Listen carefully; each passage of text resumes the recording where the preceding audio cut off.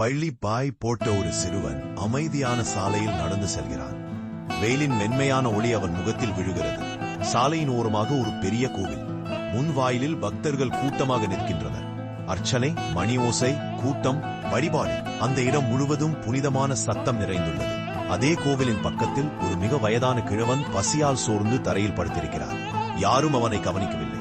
சிறுவன் ஒரு பக்கம் பக்தர்கள் கூட்டம், மற்றொரு பக்கம் பசியால் தவிக்கும் கிழவன்.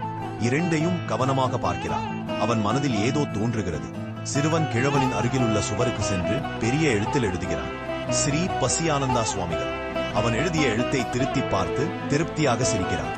சிறுவன் மெதுவாக கிழவனின் அருகில் குனிந்து அவன் நெற்றியில் விபூதி தடவுகிறான். கிழவன் கண்களை சற்று பெரிதாக திறந்து அவனை பார்க்கிறான். சிறுவன் சிரித்துக் கொண்டு சும்மா தலையாட்டி அனுசரணையாக நடந்து சென்று விடுகிறான். மாலை நேரம். பள்ளி முடித்து சிறுவன் மீண்டும் அதே சாலையில் நடந்து வருகிறான். இப்போது கோவிலில் கூட்டமே இல்லை. ஆனால் கிழவன் அருகே நீண்ட வரிசை.